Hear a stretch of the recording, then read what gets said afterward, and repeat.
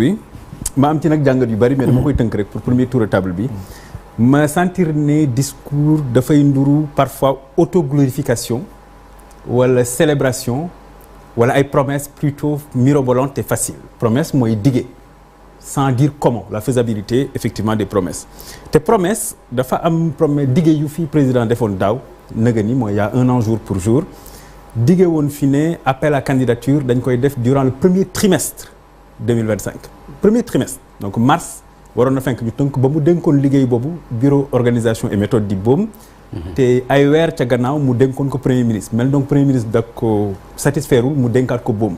donc 1 an jour pour jour effectivement bëggoon naa xam promesse boobu lan moo tax exécuté wuñ ko beneen bi dafa wax dans le sillage bi ñuy daaw toujours bi ñuy célébrer Thiaroye mu ne mënuñu célébrer loo xam ne xewoon na juróom-ñett fukki at ci ginnaaw bàyyi loo xam ne daaw ak daaw jég la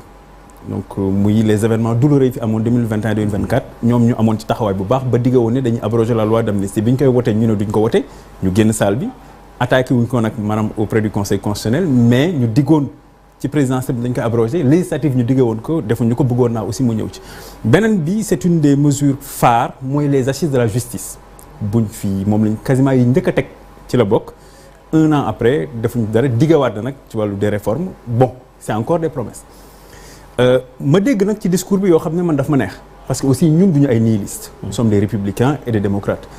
mu mel ni aussi dafay aller à l'encontre ñoom ñu doon wax ni rupture fii ñi fi nekkoon defuñu fi dara yàq nañu réew mi. ça c'est un point remarquable du discours. Non, c'est extrêmement important. Yaakaar naa Sidi Bara ak Madana wax nañ ko. C'est extrêmement important. Et c'est la question qu'on vous pose. Oui, c'est l'une des premières fois que suñu autorités yi wax un discours sans faire référence. Au passif bi nga xam ne moom la leen fi régime bi génn bàyyi. waxuñu dette cachée. Dette cachée exactement. waxuñu ay crime ay haute cour ak yooyu ay haute trahison waxuñu ko donc mu mel ne sax dañu inscrire ma koy saluer dans la continuité de l'État te ñun ci loolu la leen yàgg a woo en tant que des républicains et des démocrates président bi tudd na ISEP président Macky Sall moo ko def tudd na Agropole président Macky Sall moo ko def d'ailleurs ça avait été incubé au niveau du bureau opérationnel Promoville de suivi tudd na fi bourse de sécurité familiale waxoon na effectivement ñoom dañ doon càmbar mën nañ leen ko nangul donc nee nañ dañ koy reprendre avec maintenant le nouveau registre national unique bourse sécurité familiale aussi président Macky Sall moo ko fi defoon tudd Puma tudd ay réalisations yu bari yoo xam ne président Macky Sall moo ko fi defoon ak régime APR te moi je suis à l'aise pour en parler parce que boobu bokk moon APR donc je suis très à l'aise pour en parler mu am nag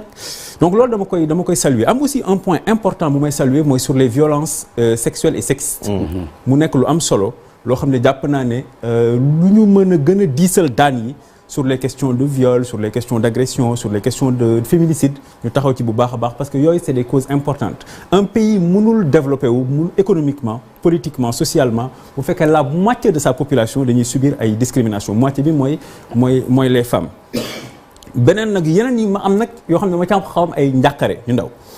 benn bi mooy li may ragal mooy ñu perdre temps ci ay réformes institutionnelles encore une fois parce que wax na CENI man jàpp naa ne personnellement te ñun suñu parti Sénégal soxlawul CENI la commission électorale nationale autonome bi fi nekk fait le boulot correctement la preuve élection les présidentielles ñoom bi nga xam ne dañ ci falu moom daf ci falu parce que ñoom faluwuñu moom moo falu c'est important amul benn contestation te ku xam ni mu faloo circonstances yi duñ ci dellu si waat xam ne le Sénégal a une démocratie solide système électoral il est résilient et performant mais ñoom ñoo falu non président benn nit la non ñoom ñoo falu yooyu tam parce que suñu maam Abdoulaye Wade doon wax ne fauteuil du canapé non le fauteuil présidentiel c'est un fauteuil mais beneen bi législative yi fi am 17 novembre ñu gagné largement d'ailleurs ñun ki jiite woon suñu liste d'ailleurs félicité leen donc loolu mooy wane ne pour man Sénégal soxlawul yooyu Cour constitutionnelle jàpp naa ne Sénégal soxlawul yooyu parce que président Macky Sall daf fi nekk président de la République ñu décider via la loi ne dañuy reporter élection présidentielle bi conseil constitutionnel retoqué loolu ba sax jàpp date am sax ñu jàpp ne dafa outrepasser ay prérogatives donc jàpp naa ne les réformes yooyu ñuy wax noonu pour man c'est une perte de temps Sénégal soxlawu ko soxla Sénégal tey jii soxla économie la parce que dëkk bi ku ko waxul yaa ngi koy dund. C'est un pays extrêmement difficile. loolu moom à chaque fois bu premier ministre waxee dina ko wax. waaw dina ko wax économie la Sénégal et ñun duñu wax rek en l'air comme ça dañuy joxe ay chiffres. wax na ci wàllu emploi. selon le rassemblement des travailleurs du Sénégal. nga xam ne monsieur Boubacar Fall moo ko jiite. tout à fait RTS. li comptabiliser nañu 30 814 liggéey yoo xam ne ñi doon liggéey ñoo xam ne dàq nañ leen. seulement dans l'administration publique. moi je n'ai pas personnellement des chiffres sur l'emploi privé parce que jàpp naa ne aussi ak mesures yu ñu jël sur le BTP ak la contraction des investissements le emploi bi xëy na war na am ay jafe-jafe ay emploi yu bari ñu perte. aussi beaucoup d'investisseurs yu nekkoon Sénégal dem Guinée dem Côte d'Ivoire am ñu naroon a ñëw ci réew mi jeexi jaaf yi fi am ci dette cachée décidé dootuñu investir dans notre pays. Sur le BTP on a une contraction de 12%. donc BTP bu wàccee 12% dafay laal de toute la chaîne maanaam des cimentiers aux manœuvres et cetera. donc te mu nekk léegi nag ma ñëw ci sa laaj bi sur at bii di ñëw ci ay chiffres la ñuy wax parce que boo xoolee ni ñu dette bi xoje maanaam xëy na ñëw na ci sànq xëy na dinañ ci gën a ñëw après sur la partie économique. moom mu taxaw wax président les marges de manœuvre sont extrêmement réduites. te boo xoolee ni ñu tëggee la LFI nga xam ne quasiment 70% besoin de financement bi c'est pour rembourser la dette et qu'on s'achemine vers un remboursement de 5400 milliards de dettes man personnellement dina ma jaaxal lool bu ñuy trouver marge de manœuvre budul miracle wala budul loo xam ne normalement ci asamaan lay wàcc. beneen bi nag fi may jeexalee ci question boobu mooy que dañu nekk dans une dynamique aujourd'hui d'austérité ñu bañ ko ak ñu bañ ko wax am na sax ñoo xam ne ils vont plus loin que moi ñoom dañuy wax quasiment politique d'ajustement structurel muy sàppale ay souvenirs yu doy waar fii Sénégal dans les années 80 ba finalement année 2000 mooy le plan de redressement bi nga xam ne ñoom dañ ko mettre en place di ci xaar effectivement milliards yu bare te l'essentiel nag koppar googu yëpp ñu ngi ko nar a jëlee ci askan wi ak secteur privé ak taxes yu métti mais nag li ma jaaxal te foofu laay daanelee Pape Ngagne mooy malgré taxes yooyu yëpp ak ñoom seen déformation professionnelle fi ñu jógee seen parcours Sénégal dafa am moins valeur de recette barki démb la woon justement la ñu voté la 137 milliards ba pare sur les recettes internes ñu am une moins valeur de 21 milliards pour ñoo xam ne dañoo newoon l'alpha et l'oméga de leur politique économique c'est